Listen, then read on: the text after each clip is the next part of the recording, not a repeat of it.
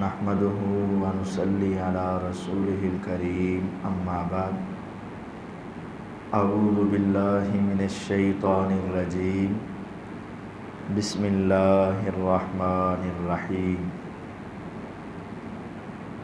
المال والبنون زینۃ الحیاۃ الدنیا والباقیات الصالحات خیر عند ربک ثوابا وخیر املا۔ قرآن مجید فرقان حمید میں سورۃ الکہف آیت نمبر 46 میں اللہ تعالیٰ نے ارشاد فرمایا المال والبنون زینۃ الحیاۃ الدنیا، مال اور بیٹے یہ دنیا کی زندگی کی خوبصورتی ہیں، والباقیات الصالحات اور باقیات الصالحات جو ہیں خیر عند ربک وہ تیرے رب کے ہاں سب سے بہتر ہیں، ثوابا و خیر عملا ثواب کے اعتبار سے بھی بہتر ہیں اور امید کے اعتبار سے بھی وہ سب سے بہتر ہیں۔ قرآن مجید فرقان حمید میں باقیات الصالحات کا لفظ 2 مرتبہ استعمال ہوا ہے، ایک یہ سورۃ کہف کے اندر اور دوسرا سورۃ مریم کے اندر۔ باقیات الصالحات کا مطلب کیا ہے؟ اس کے 3 مفہوم بیان کیے جاتے ہیں۔ مجھے بھی یہی عنوان دیا گیا ہے کہ باقیات الصالحات کے اوپر آج درس دیں، تو اس کے 3 مفہوم ہیں۔ ان میں سے ایک مفہوم یہ ہے کہ اس کا معنی بیٹیاں ہوتا ہے، وہ اس اعتبار سے کہ اس آیت کے شروع میں اللہ تعالیٰ فرماتے ہیں مال اور بیٹے یہ دنیا کی زندگی کی زینت ہے، لیکن باقیات الصالحات جو بیٹیاں ہیں نا، یہ امید اور ثواب کے اعتبار سے مال اور بیٹوں سے زیادہ قیمتی چیز ہے۔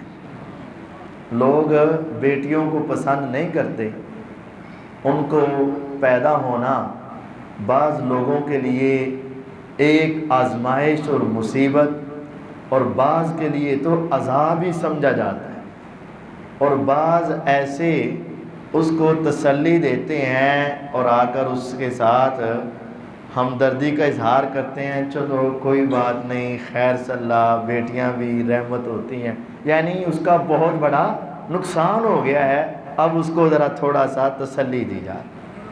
تو یہ دنیا کا اس وقت تو بہت ہی زیادہ یہ سوچ تھی کہ بیٹیوں کو زندہ دفن کیا جاتا تھا، تو اس اعتبار سے باقیات الصالحات کا معنی بیٹیاں جو ہیں وہ بیٹوں سے اور مال سے بہتر ہیں، ثواب کے اعتبار سے اور امید کے اعتبار سے۔ باقیات الصالحات کا دوسرا معنی باقی رہنے والی نیکیاں۔ مال ہے، ایک وقت آئے گا ختم ہو جائے گا، یا انسان ختم ہو جائے گا۔ اولاد ہے، ایک وقت آئے گی فوت ہو جائے گی، یا انسان اس سے الگ ہو جائے گا، فوت ہو جائے گا۔ لیکن جو ثواب والے اعمال اس نے کر دیے اور وہ قبول ہو گئے، وہ مال سے بھی بہتر ہیں اور اولاد سے بھی بہتر ہیں۔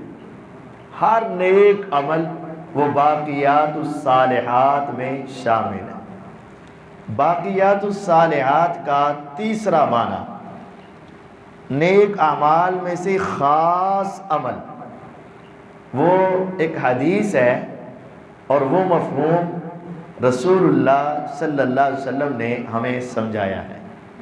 جب یہ آیات نازل ہوئیں تو ایک صحابی نے پوچھا، مستدرک حاکم کی روایت ہے، غالباً جابر رضی اللہ عنہ اس حدیث کے راوی ہیں، کہتے ہیں کہ میں نے رسول اللہ صلی اللہ علیہ وسلم سے پوچھا، اے پیغمبر علیہ السلام، باقیات الصالحات کیا ہیں؟ باقی رہنے والی نیکیاں کیا ہیں؟ آپ نے 5 چیزیں بتا دی اور وہ بڑی آسان ہے اور سب کو ہی معلوم ہے۔ آپ نے فرمایا وہ باقیات الصالحات ہن سبحان اللہ والحمد للہ واللہ اکبر ولا الہ الا اللہ ولا حول ولا قوت الا باللہ۔ یہ 5 کلمات باقیات الصالحات ہیں، ان کا ثواب، ان کا اجر ہمیشہ باقی رہنے والا ہے، جو کبھی ختم نہیں ہوگا۔ یہ معمولی کلمات نہیں ہیں، یہ باقیات الصالحات ہیں، باقی رہنے والی ہمیشہ کی نیکیاں جو کبھی ختم نہیں ہوں۔ پوری کائنات میں اللہ تعالیٰ نے 2 انسانوں کو سب سے زیادہ اپنا مقرب بنایا اور اپنا دوست بنایا، جن کو ابراہیم علیہ السلام اور محمد الرسول اللہ صلی اللہ علیہ وسلم کہا جاتا ہے۔ محبت کے مختلف درجات ہیں۔ آپ اپنی اولاد سے بھی محبت کرتے ہیں، اپنے والدین سے بھی محبت کرتے ہیں، اپنے دوستوں سے بھی محبت کرتے ہیں، اپنی بیوی سے بھی محبت کرتے ہیں اور ہمارے ساتھ بھی محبت کرتے ہیں، لیکن سب محبتوں کے درجے الگ الگ ہیں۔ بیوی سے الگ قسم کی محبت ہے، اولاد سے الگ قسم کی محبت ہے، دوستوں سے الگ قسم کی محبت ہے اور والدین سے الگ قسم کی محبت ہے۔ ان تمام کو درجات ہیں۔ اللہ تعالیٰ بھی اپنی مخلوقات سے محبت کرتے ہیں اور محبت کے درجات مختلف ہیں، اور جو سب سے بڑھ کر محبت ہوتی ہے اس کو عربی میں خلت کہتے ہیں، اور جس کے ساتھ وہ کی جاتی ہے اس کو خلیل کہتے ہیں۔ اللہ تعالیٰ نے ساری مخلوقات اور ساری انسانیت جب سے بنی اور جب تک یہ انسانیت رہے گی، ساری انسانیت میں سب سے زیادہ جن سے محبت کی ہے وہ صرف 2 ہستیاں ہیں جن کو اللہ نے اپنا خلیل بنایا ہے۔ ایک سیدنا ابراہیم علیہ السلام خلیل اللہ ہے، اور ایک محمد الرسول اللہ صلی اللہ علیہ وسلم خلیل اللہ۔ ان سے بڑھ کر میرے اللہ نے کسی سے محبت کی بھی نہیں اور کرے گا بھی نہیں۔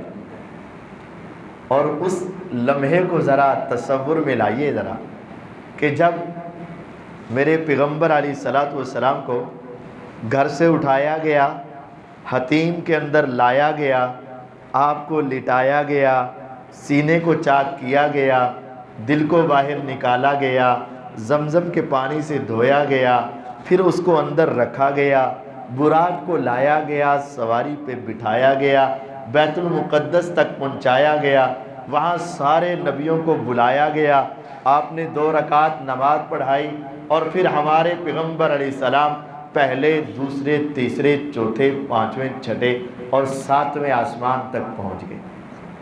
اور جب آپ 7ویں آسمان پر پہنچے نا، تو 7ویں آسمان پر فرشتوں نے استقبال کیا، اور وہاں جو آپ کی ملاقات کروائی تو کس سے کروائی؟ ابراہیم علیہ السلام سے۔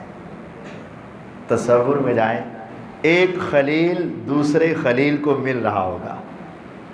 ابراہیم علیہ السلام کے تذکرے میرے اللہ نے قرآن میں کیے تھے، میرے نبی علیہ السلام نے تذکرے تو پڑھ رکھے تھے، لیکن ابراہیم علیہ السلام کو پہلے دیکھا نہیں۔ سوچ تو ہوگی نا کہ وہ کیسا ابراہیم ہوگا کہ جو اپنے آپ کو آگ میں گرانا تو گوارا کر رہا ہے، لیکن اس کی توحید کو چھوڑنا گوارا نہیں کر رہا۔ وہ کیسے ابراہیم علیہ السلام ہوں گے کہ جن کے لیے اللہ تعالیٰ نے آسمان سے اتنی بڑی آزمائش بھیجی کہ بیٹے کو ذبح کر دے، اور بیٹے کو ذبح کرنے کے لیے تو تیار ہو گئے۔ कैसे वो इब्राहीम होंगे। और इब्राहीम अलैहिस्सलाम ने दुआएं मांगी हुई थी, रब्बाना वबअस फीहिम रसूलन मिनहुम यतलु अलैहिम आयातिक व युअल्लिमुहुमुल किताब वल हिकमा। खुदाया तेरा घर मैंने बनाया, अब तो इनके अंदर आखिरी नबी रसूल भेज देना जो इनको किताब व हिकमत की तालीम दे। उन्होंने भी दुआ कर रखी थी, उन्होंने उनके तज़किरे सुन रखे थे। आज पहली मर्तबा एक खलील दूसरे खलील से मिलने लगा था। इब्राहीम अलैहिस्सलाम उम्र में बड़े थे, अपने मुहम्मदुर रसूलुल्लाह सल्लल्लाहु अलैहि वसल्लम को देखकर कहा, मरहबन बिन नबी सालेह वल इब्न सालेह, ऐ मेरे बेटे तुझे मरहबा हो, ऐ नबी नेक तुझे मरहबा हो। जब दोनों की मुलाकात हुई, बगलगीर हुए, आपस में मुलाकात करने के बाद इब्राहीम अलैहिस्सलाम ने पैगम्बर अलैहिस्सलातु वस्सलाम को दो बातें कही। कहा, ऐ बेटे जब आप दुनिया में जाओगे ना, मैं तो वापस जा नहीं सकता क्योंकि मैं अल्लाह के पास पहुंच चुका हूँ।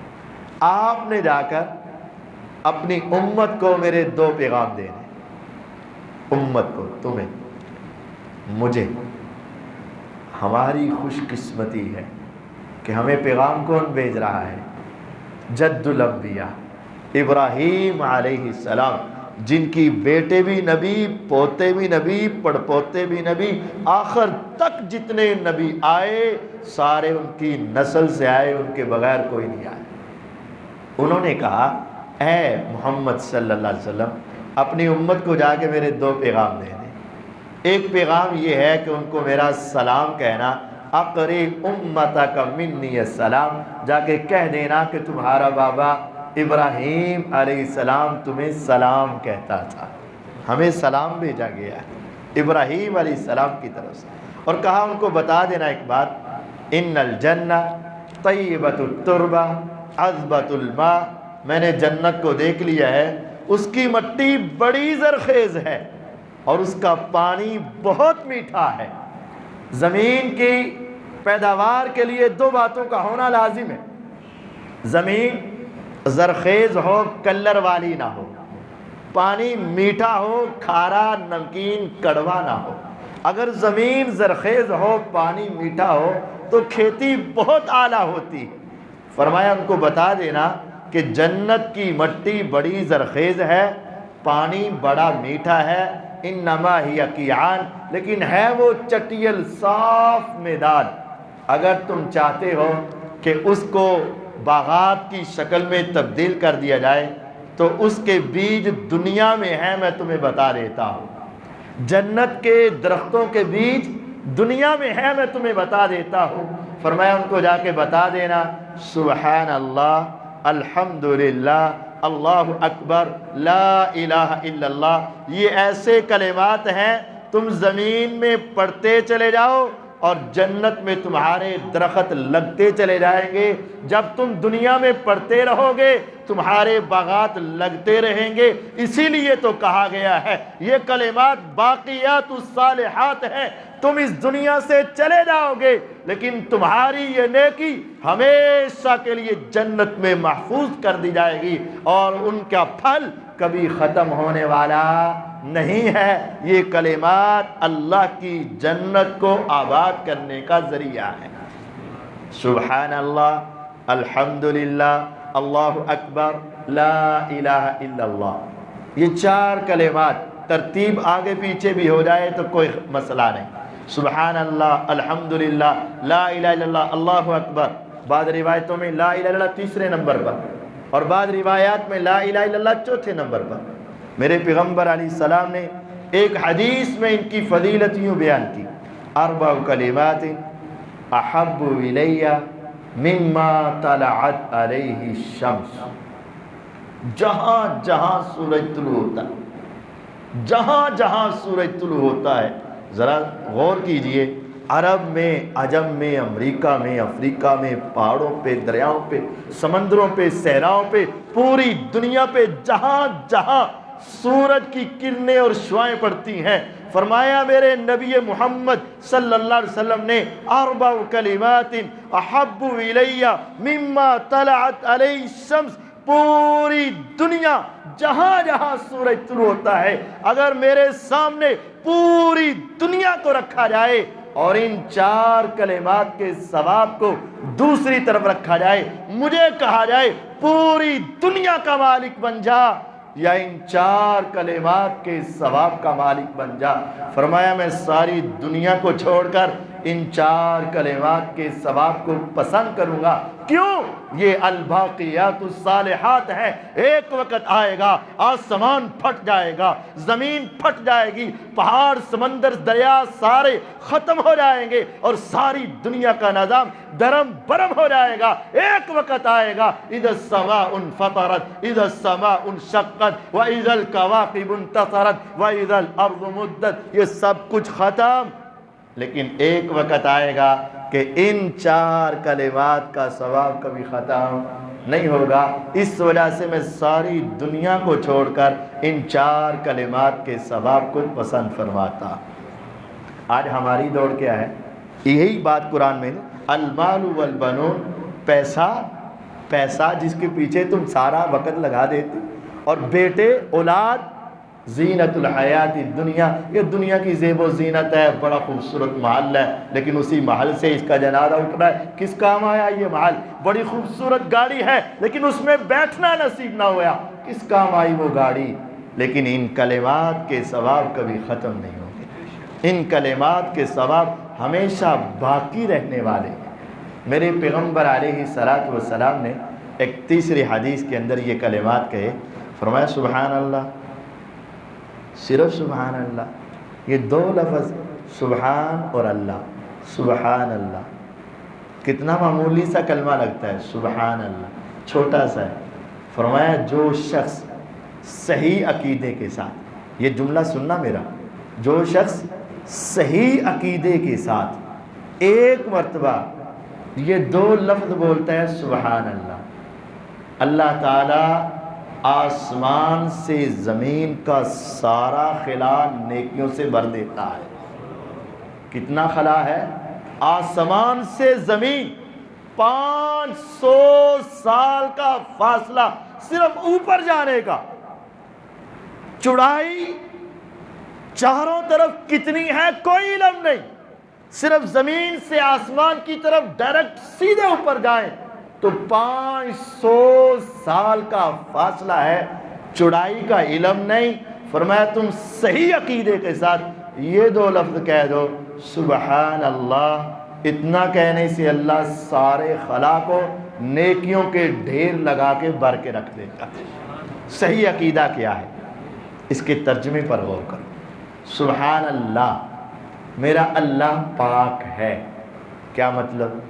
پہلا تو عقیدہ ہوا کہ میرا اللہ ہے، ایتھیسٹ نہیں، ملحد نہیں، اللہ کا منکر نہیں، اللہ کے وجود کا قائل ہے۔ بہت سارے آج لوگ اپنے اعتبار سے، یہ بڑا المیہ ہے، ہم اپنی اولادوں کو ذرا اچھی تعلیم دلوانے کی سوچتے ہیں، حالانکہ اچھی تعلیم اس سے بڑھ کر کوئی نہیں، لیکن ہمارے ذہنوں میں نہیں، قاری صاحب آکسفورڈ کا جو نصاب ہے نا اس سے بہتر کوئی نہیں، کیمبرج کا جو نصاب ہے نا اس سے بہتر کوئی نہیں، قاری صاحب جو وہ نظام ہے نا او لیول اور اے لیول کا اس سے بہتر، ہاں ہماری سوچ ہوگی، لیکن اکثر وہاں لڑکے جاتے ہیں تو عقل کی بنیاد پہ اللہ کی ذات کا ہی انکار کر بیٹھتے ہیں، عقل نہیں مانتی، سوچ نہیں مانتی، سائنس نہیں مانتی، دنیا نہیں مانتی، انکار کر۔ تو سبحان اللہ کہنے والا اللہ کی ذات کا کیا کر رہا ہے؟ اقرار میرا اللہ ہے۔ سبحان کا معنی ہے پاک۔ کیا مطلب پاک؟ یعنی ہر مخلوق میں کچھ نہ کچھ نقص موجود ہے، لیکن میرا اللہ ہر عیب اور ہر نقص سے پاک ہے۔ میرے اندر عیب ہیں، تمہارے اندر عیب ہیں، ہمارے والدین میں عیب ہیں، ہر انسان کے اندر کمی اور نقص موجود ہے، برائی نہ بھی ہو لیکن پھر بھی تو کمیاں ہیں نا۔ میں ایک آدمی کی بات سن سکتا ہوں، ایک وقت میں 10 آدمیوں کی بات نہیں سن کے سمجھ سکتا، یہ تو نقص ہے ہی ہے نا۔ میں جاگتا ہوں تو دیکھتا ہوں، سوتا ہوں تو نہیں نظر آتا، یہ نقص تو ہے ہی ہے نا۔ مجھے بھوک لگتی ہے، یہ میرا نقص ہے۔ مجھے پیاس لگتی ہے، یہ میرا نقص ہے۔ مجھے قریب سے نظر آتا ہے، دور سے نظر نہیں آتا، یہ میرا نقص ہے۔ میں ایک زبان میں یا دو زبانوں میں یا چار زبانوں کو سمجھتا ہوں، اس سے زیادہ نہیں سمجھ سکتا، نہیں بول سکتا، یہ میرا نقص ہے۔ میرا رب وہ ہے، سواء منکم من اسر القول ومن جہر به ومن هو مستخف باللیل وسارب بالنہار۔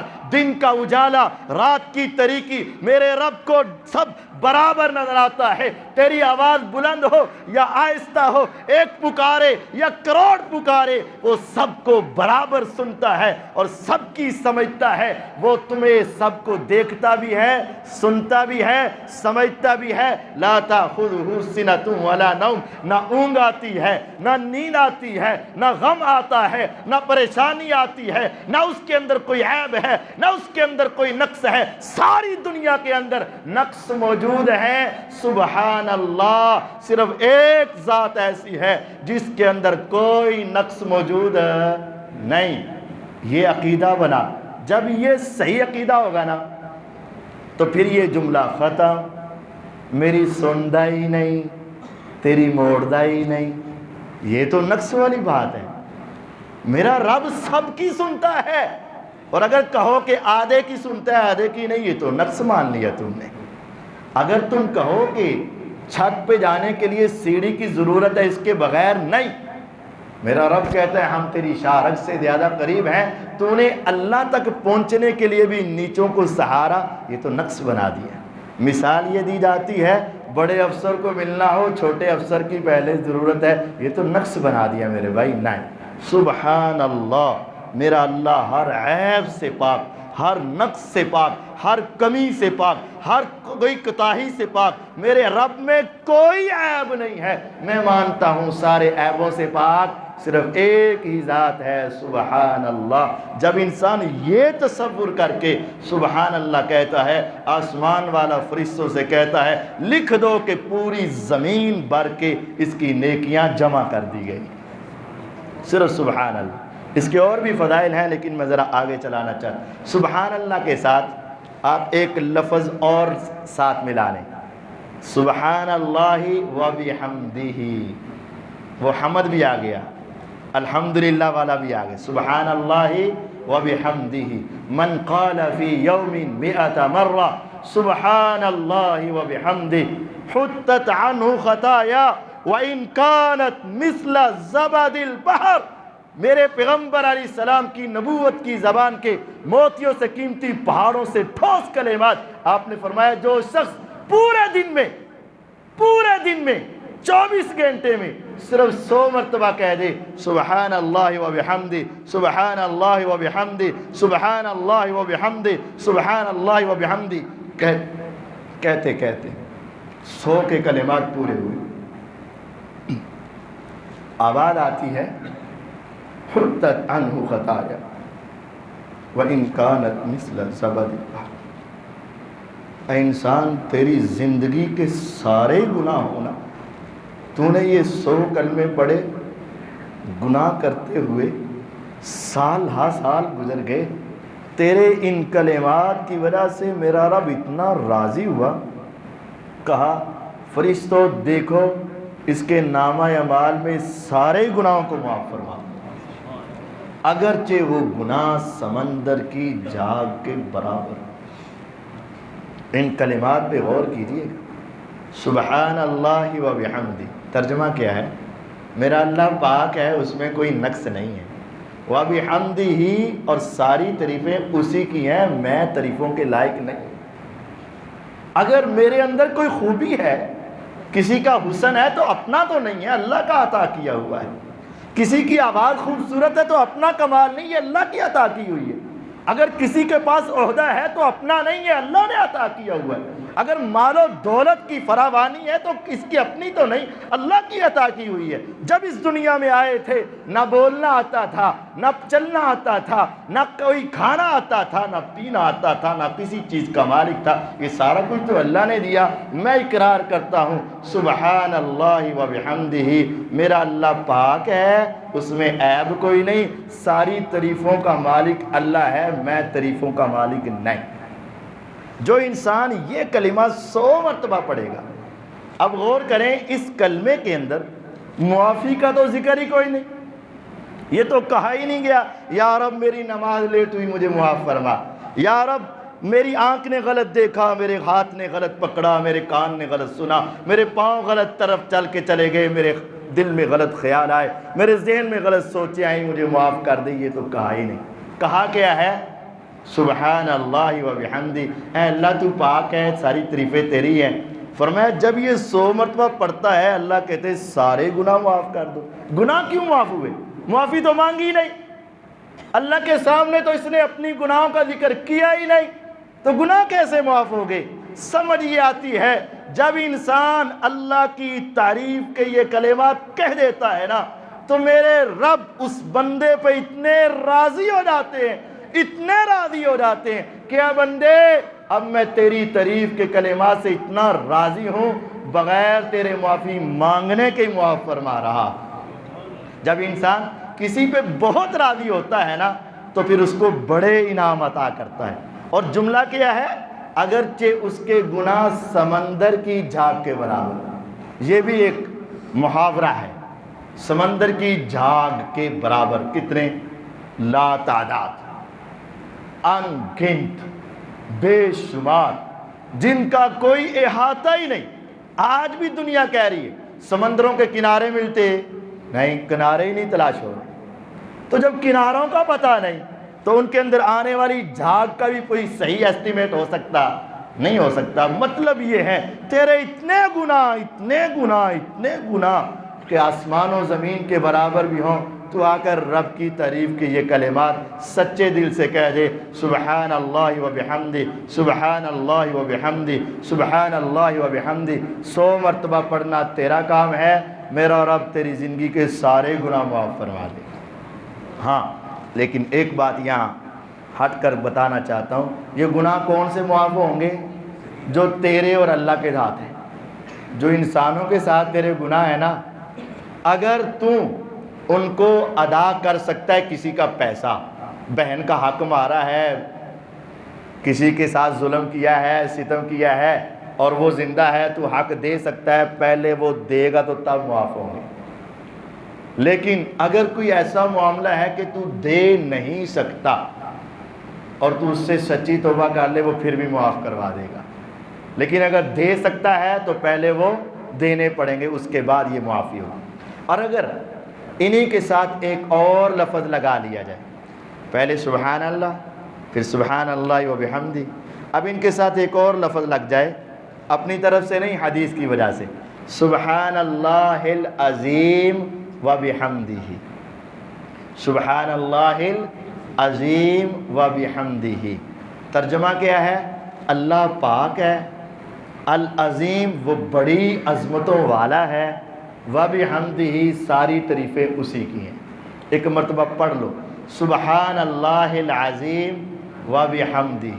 میرے پیغمبر علیہ السلام کی حدیث ہے مسند احمد میں، من قال سبحان اللہ العظیم و بحمدہ غرست لہ نخلۃ فی الجنہ، جس نے ایک مرتبہ یہ کہہ دیا نا سبحان اللہ العظیم و بحمدہ، جنت میں اس کا ایک درخت لگ گیا۔ جس نے 2 مرتبہ کہا 2 درخت لگ گئے، جس نے 100 مرتبہ کہا 100 درخت لگ گئے۔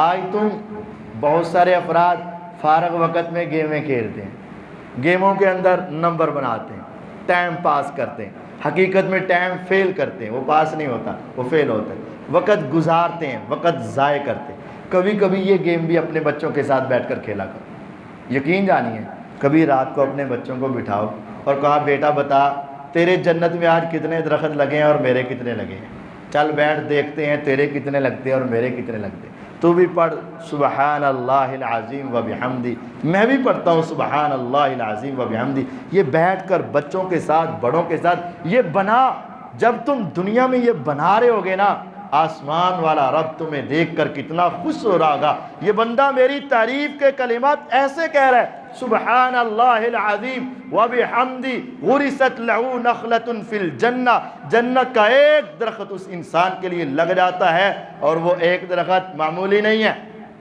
وہ ایک درخت معمولی نہیں ہے، غرست لہ نخلہ، کھجور کا درخت، نخلہ کھجور کا درخت، وہ کھجور کا درخت کتنا لمبا ہے، وَظِلٍّ ممدود، لمبے سائے قرآن کے اندر ہے، اور حدیث میں ہے یسیر الراکب فی ظلھا مسیرۃ مئۃ عام لا یقطعھا، گھڑ سوار گھوڑے پہ بیٹھ جائے، دن ہو یا رات، صبح ہو یا شام، سردی ہو یا گرمی، گھوڑا 100 سال تک دوڑتا رہے دوڑتا رہے دوڑتا رہے۔ تمہاری کسی کی بھی عمر 100 سال نہیں ہوئی ابھی تک، تصور کرو پیدائش سے گھوڑا دوڑ رہا ہو اور کبھی نہ رکے اور دوڑتا ہی رہے، فرمایا 100 سال ختم، لیکن اس ایک درخت کا سایہ ختم نہیں ہوگا جو تو نے ایسے لگایا ہوگا سبحان اللہ العظیم و بحمدی۔ ہاں یہ باقیات الصالحات ہے، تیری زبان سے نکلا، ایک مرتبہ جنت کا درخت لگ گیا، 100 سال بھی گزر جائیں اس کا سایہ ختم نہیں ہوگا، یہ تیرے نامہ اعمال میں باقی رہنے والے اعمال۔ اور اگر تھوڑا سا اور بڑھا لیا جائے، کلمتان حبیبتان الی الرحمن خفیفتان علی اللسان ثقیلتان فی المیزان، سبحان اللہ و بحمدہ سبحان اللہ العظیم۔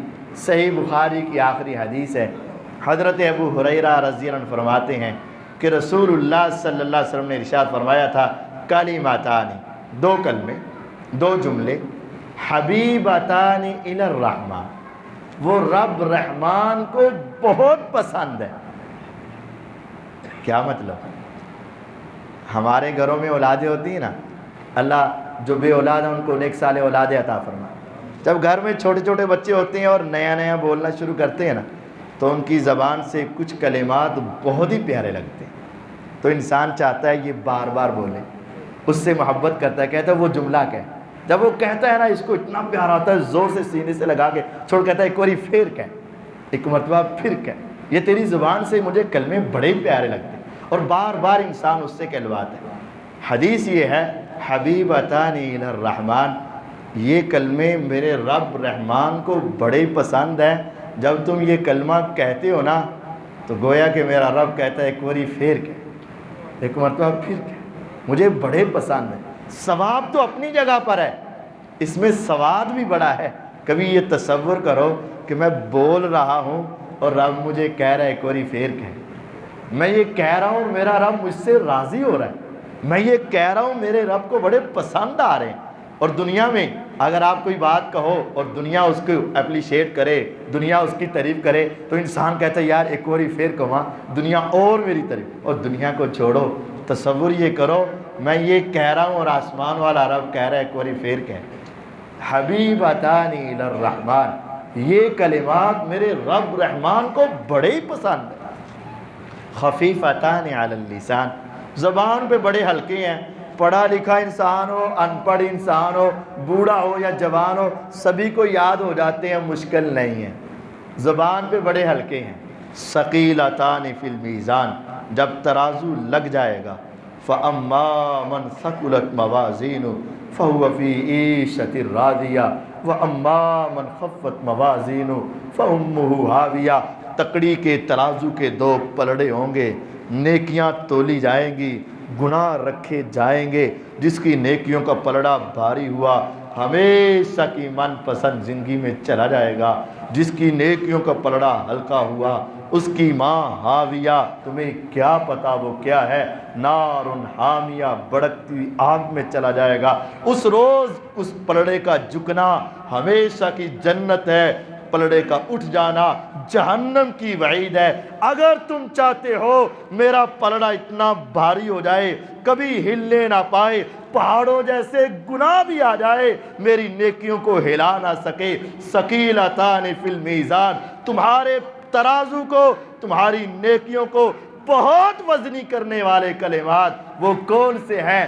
سبحان اللہ و بحمدہ سبحان اللہ العظیم۔ یہ دو جملے ایسے ہیں جو نیکیوں کو بڑا وزنی کرتے ہیں، زبان پہ بڑے ہلکے ہیں، میرے رب کو بڑے پسند ہیں۔ وہ کلمات باقیات الصالحات ہیں، ان کو تم کثرت سے پڑھا کرو۔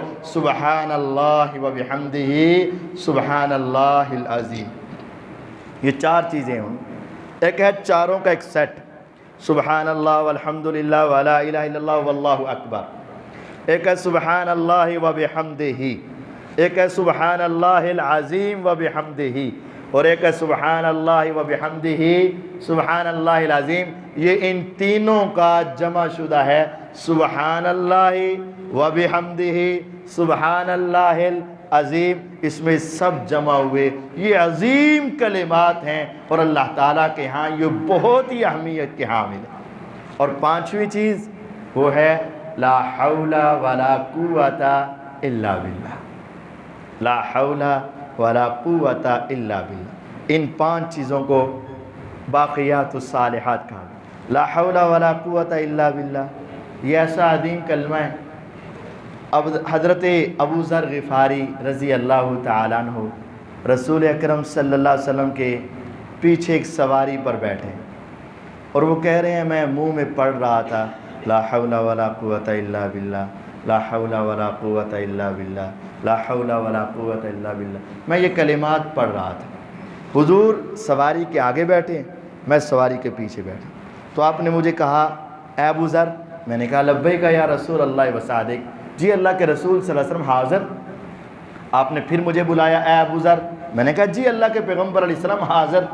آپ نے پھر مجھے آواز دی، میں نے پھر کہا حضور حاضر، حکم فرمائے۔ 3 مرتبہ اس وجہ سے کہا تاکہ پوری توجہ ہو جائے، ایک مرتبہ سے بھی توجہ تھی لیکن دوبارہ بلانے سے ذرا اور توجہ ہو جاتی، تیسری مرتبہ سے تو پوری توجہ ہو گئی۔ فرمایا الا ادلک علی کنز من کنوز الجنہ، الا ادلک علی کنز من کنوز تحت العرش، اے ابو ذر تجھے جنت کا خزانہ بتا دوں؟ اور اے ابو ذر تجھے جنت تو کیا اللہ کے عرش کے نیچے چھپا ہوا سب سے قیمتی خزانہ بتا دوں؟ میں نے کہا بھلا یا رسول اللہ، اے اللہ کے رسول صلی اللہ علیہ وسلم کیوں نہیں، جلدی بتائیں۔ تو آپ نے فرمایا جنت کا خزانہ اور اللہ کے عرش کے نیچے چھپا ہوا خزانہ وہ کیا ہے؟ لا حول ولا قوت الا باللہ۔ کہتے ہیں میں پہلے ہی پڑھ رہا تھا لیکن مجھے اس وقت تک اس کی عظمت کا اتنا پتہ نہیں تھا، جب آپ نے مجھے یہ سمجھا دیا پھر میں نے اس کو اپنی زندگی کا ایک بہترین وظیفہ بنا لیا۔ لا حول ولا قوت الا باللہ مطلب کیا ہے اس کا؟ اس کے اندر بھی عقیدہ ہے، اس کے اندر بھی عقیدے کی درستگی۔ لا حول، کسی گناہ سے میں بچ نہیں سکتا، ولا قوت، اور کوئی نیکی کر نہیں سکتا، الا باللہ، اللہ کی توفیق کے بغیر میرا یہ کام ہو نہیں سکتا۔ یعنی کسی نے بھی کوئی نیک عمل بھی کرنا ہے تو انسان کی اپنی طاقت نہیں ہے، اللہ کی توفیق ہے۔ گناہ سے بچنا ہے تو انسان کی اپنی طاقت نہیں، اللہ کی۔ جس کو اللہ توفیق دے وہ نیکی کر لیتا ہے، جس کو اللہ توفیق دے وہ گناہ سے بچ جاتا ہے۔ شیطان کا مقابلہ کرنا آسان نہیں ہے اور اس کے جال سے بچ کر نیکی کرنا بھی آسان نہیں ہے۔ نیکی کی توفیق اللہ کی مدد سے ہوتی ہے اور گناہ سے بچنے کی توفیق بھی اللہ کی مدد سے۔ لا حول، گناہ سے میں بچ نہیں سکتا، ولا قوت، نیکی کرنے کی قوت نہیں ہے، نیکی میں کر نہیں سکتا، الا باللہ، جب تک اللہ کی طرف سے اجازت اور حکم نہیں ہوگا۔ یہ 5 باتیں، ان کو باقیات الصالحات کہا جاتا ہے۔ ان کی الگ الگ بہت سی تعریفات ہیں، سبحان اللہ کے الگ فضائل ہیں، الحمدللہ کے الگ فضائل ہیں، اللہ اکبر کے الگ فضائل ہیں، لا الہ الا اللہ کے الگ فضائل ہیں، لیکن ان چاروں کو سمیٹ کر حضور نے ایک حدیث میں یہ ارشاد فرما دیا کہ پوری روئے زمین ایک طرف ہو جس میں مکہ بھی مدینہ بھی اور سارا کچھ ہی ہے، اور ان چار کلمات کا ثواب ایک طرف ہو، تو مجھے سب سے زیادہ یہ چار کلمات پسند ہیں۔ ہمیں چاہیے کہ دن میں کم از کم ایک تسبیح تو ان کی ہونی چاہیے، یعنی 100 مرتبہ تو یہ کلمات دہرانے چاہیے۔ پھر سبحان اللہ و بحمدہ، ان کے پڑھنے سے انسان کی زندگی کے سارے گناہ معاف ہو جاتے ہیں۔ ہمیں ایک تسبیح تو یہ بھی کرنی چاہیے، سبحان اللہ العظیم و بحمدہ۔ جنت میں درخت لگتے ہیں، ایک تسبیح کوشش کیجئے اس کی بھی ہو جائے، سبحان اللہ و بحمدہ سبحان اللہ العظیم۔ ان چاروں کو جمع کر کے یہ خلاصہ ہے، سبحان اللہ و بحمدہ سبحان اللہ العظیم، کم از کم 100 مرتبہ یہ بھی ہونا چاہیے، اور لا حول ولا قوت الا باللہ۔ ان 5 باتوں کو ہم اپنی زندگی کا روٹین ورک بنا لیں اور زندگی کا ایک حصہ بنا لیں۔ ہم نے چلتے پھرتے ان کلمات کو پڑھنا ہے، اور اللہ تعالیٰ کا وعدہ ہے، المال والبنون زینت الحیات الدنیا، یہ مال اور یہ بیٹے یہ دنیا کی زیب و زینت ہیں، والباقیات الصالحات، اور باقی رہنے والے جو نیک اعمال ہیں، خیر عند ربک ثوابا، ثواب کے اعتبار سے وہ بہتر ہیں مال سے اور اولاد سے، وخیر عملا، اور امید کے اعتبار سے بھی وہ تمہارے لیے بہتر ہیں۔ اللہ تعالیٰ مجھے اور آپ کو ان کلمات کے ساتھ محبت کرنے کی توفیق عطا فرمائے۔ وآخر دعوانا ان الحمد للہ رب العالمین۔ سوال ہو تو کر سکتے ہیں، کوئی بات سمجھ نہیں آئی تو پوچھ سکتے ہیں۔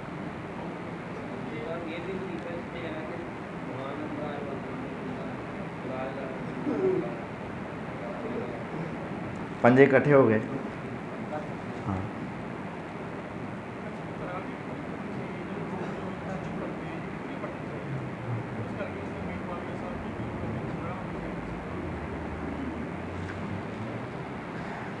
تراویح ویسے تو یہ گزر چکی ہیں، ہم اچھے مسلمان ہیں، سال بعد ہی پڑھتے ہیں، حالانکہ یہ سارا سال ہی پڑھنی چاہیے۔ تراویح اور تہجد ایک ہی چیز ہے نا، تراویح اور تہجد ایک ہی چیز کے 2 نام ہیں، تراویح بھی وہی ہے، تہجد بھی وہی ہے، بس وقت ہے اس کا، وقت عشاء کی نماز سے شروع ہوتا ہے، نماز کے بعد سے فجر کی اذان تک رہتا ہے۔ تو رمضان میں ذرا جلدی پڑھ لی جاتی کیونکہ افراد ذرا زیادہ ہوتے ہیں، اور اس وقت ذرا اکٹھا ہونا ذرا مشکل ہوتا ہے۔ تو حضور علیہ الصلاۃ والسلام نے رمضان اور غیر رمضان میں 11 رکعات ہی ادا کی ہیں۔ ان کے بعد حضور علیہ السلام 2 نفل الگ سے پڑھ لیتے تھے، جو 13 ہو گئی۔ اس سے زیادہ حضور علیہ السلام سے ثابت نہیں ہے۔ ہاں، جب آپ بیمار ہو گئے آخری عمر میں جا کر، پھر کم پڑھی آپ نے، کیونکہ پڑھی نہیں جاتی تھی انسانی تقاضے کے مطابق۔ تو حضور علیہ السلام کا زیادہ سے زیادہ عمل 13 کا ہے، تو ہمیں اتنے ہی پڑھنی چاہیے۔ امی عائشہ رضی اللہ عنہ کی روایت صحیح بخاری میں ہے، ما کان رسول اللہ صلی اللہ علیہ وسلم یزید فی رمضان ولا فی غیری علی 11 رکعہ، رمضان غیر رمضان میں 11 سے زیادہ نہیں پڑھا کرتے تھے، اس وجہ سے ہمیں وہی زیادہ بہتر لگتے ہیں۔ جی، فوت شدگان کے لیے، بیماروں کے لیے دعا فرمائیں، اللہ تعالیٰ آسانی فرمائے۔ اللہ